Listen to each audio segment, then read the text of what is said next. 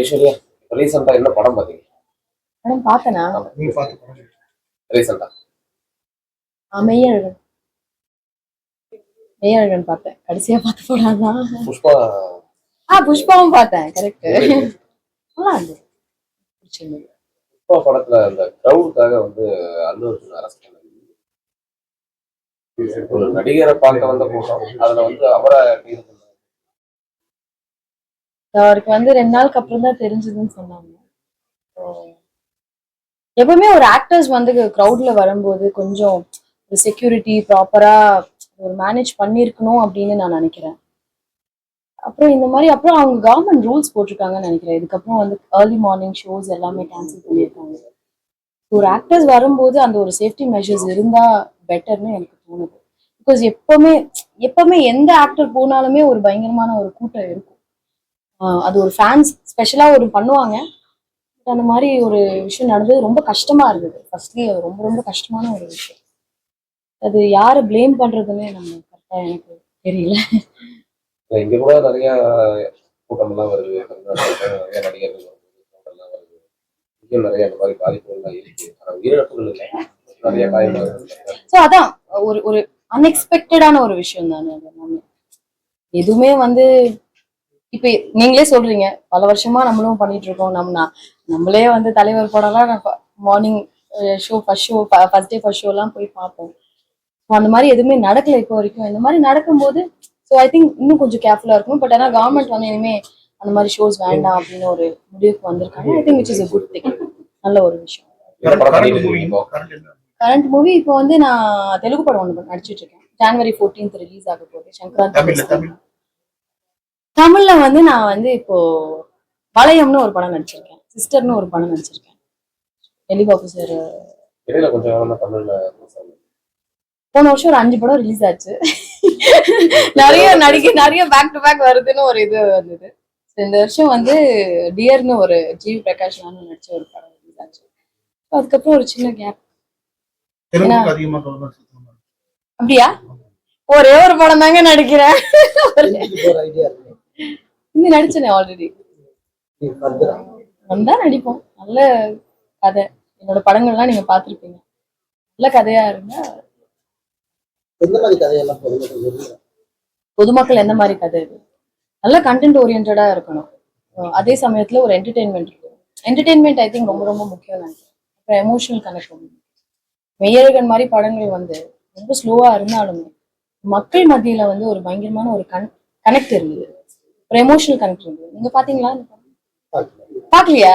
பாக்காம இவ்வளவு क्वेश्चंस கேட்டுட்டு தயவு செஞ்சு பாருங்க. ஓகேயா? ரொம்ப நல்ல படம்.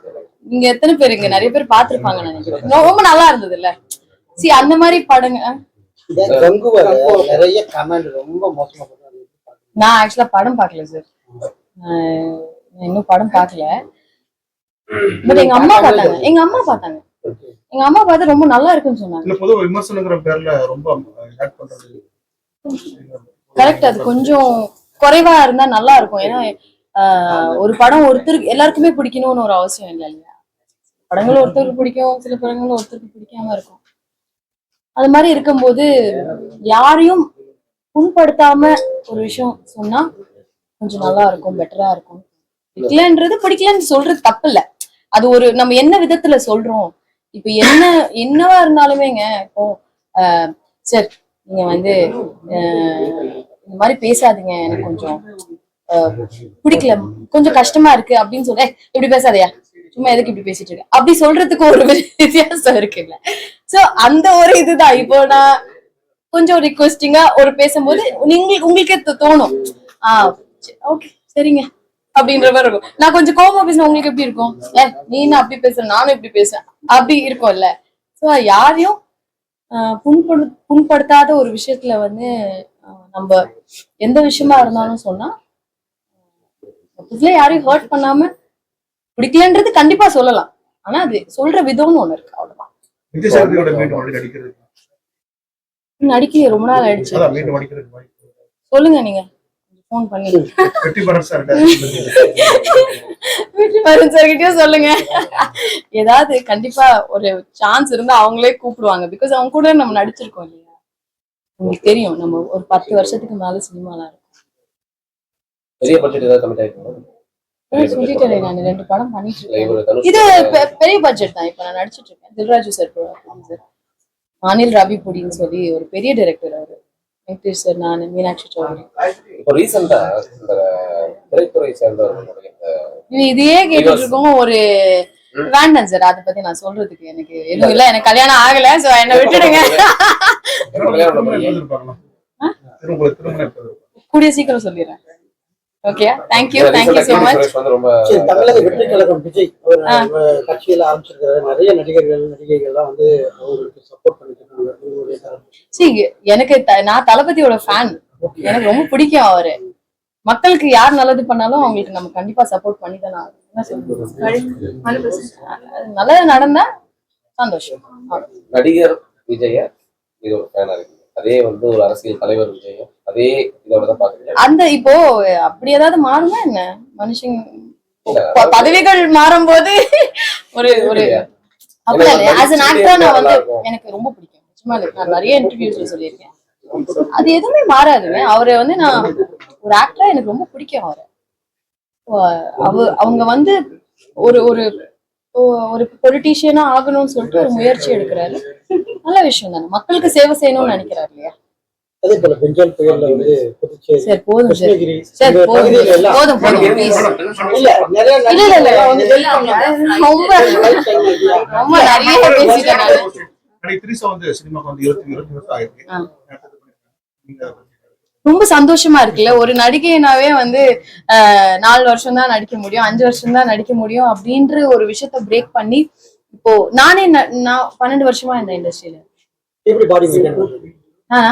இல்ல மேடம், இடம் கொஞ்சம் வெயிட் பண்ணுங்க. இப்போ கம்மி பண்ணிருக்கீங்க. அப்படியா? ஆமா. அப்படியா? எனக்கு தெரியலையே. நாங்க அப்படி இப்போ ஒரு ஒருத்தங்கன்னா இப்போ ஒரு ஒரு ஒரு வாட்டி திடீர்னு ஒரு 2-3 கிலோ ஏறும், அதுக்கப்புறம் ஒரு 2-3 கிலோ ஏறணும், அவ்வளவுதான். அது ஒன்றும் பெருசா இது இல்லை. அது ஆக்டர்ஸ் எல்லாருமே வந்து ஒரு பேசிக்கான ஒரு விஷயம். நம்ம உடம்ப மெயின்டைன் பண்றதா இருக்கட்டும், நம்ம ஹெல்த்தியா இருக்கிறது அப்படின்றது ஆக்டர்ஸ் மட்டும் இல்ல, பொதுவாவே எல்லாருக்குமே அது ஒரு பேசிக்கான ஒரு விஷயம். அஜித் சாருடைய விடாமுயற்சி படம் வந்து யாரு வந்தாலுமே வந்து கடவுளே அஜித் அப்படின்லாம் ரொம்ப எதிர்பார்த்துருக்காங்க. இல்ல, அது அவரு ஸ்டேட்மெண்ட் ஒண்ணு கொடுத்திருக்காரு. நம்ம எதுவும் சொல்ல முடியாது. இன்னைக்கு ஒரு வழி ஆக்கணும் ஐஸ்வர்யா ராஜேஷ அப்படின்னு கோயம்புத்தூர் ஒரு முடிவாக வந்திருக்கீங்க. கண்டிப்பா அஜித் சாரோட படம்னா எல்லாரும் எதிர்பார்ப்போம். சோ அந்த மாதிரி தான். ஹீரோயினுக்கு முக்கியத்துவமான படங்கள் சரியா தமிழ்ல வர்றதுல அப்படிங்கிற மாதிரி அப்படியேதான் அப்பெல்லாம் நான் அது ஃபீல் பண்ணேன். உங்களுக்கு அந்த மாதிரி எப்படி எப்படி ஹீரோயினுக்கு அதிக முக்கியத்துவமான படம், கதைக்கு முக்கியத்துவமான கதைகள் மலையாள சினிமா நிறைய ஒரு ஹீரோ அப்படிங்கிறது இங்க அந்த மாதிரி வரல அப்படிங்கிற மாதிரி மேபி இப்ப கொஞ்சம் கொஞ்சமா வந்துட்டு இருக்கு. இன்னும் ஃபுல் ஃபிளெஜா வரலன்னு தான் நான் நினைக்கிறேன். இன்னும் கொஞ்சம் நிறைய நல்ல கதாபாத்திரங்கள் எழுதலாம் பெரிய பெரிய படத்துல எல்லாம். But okay, I think it's changing. முன்னாடி இருந்ததுக்கு இப்போ எவ்வளவோ பரவாயில்ல. ஓகே, வடசென்னை பார்ட் 2 எடுக்கறாங்க மேடம். வடசென்னை பார்ட் 2 எடுக்கறாங்களா? நீங்க மனசுக்குற வாய்ப்பு எடுக்கறாங்களா? பண்ணாருன்னா நான் கண்டிப்பா. பத்மா எப்படி புரியலையே? பத்மா இல்ல வடசென்னை கிடையாது அப்படி நான் சொல்லல. கூப்பிட்டாங்கன்னா போய் நடிப்பேன், அவ்வளவுதான். Okay, thank you so much. ஒரு ஒரு மாதிரி ஒரு ப்ரிப்பரேஷன் பண்ணிட்டு வந்திருக்கீங்க நீங்க. நான் எதுவுமே ப்ரிப்பேர் பண்ணல. நான் பதில் சொல்லவே இல்லையா? ரொம்ப தேங்க்யூ.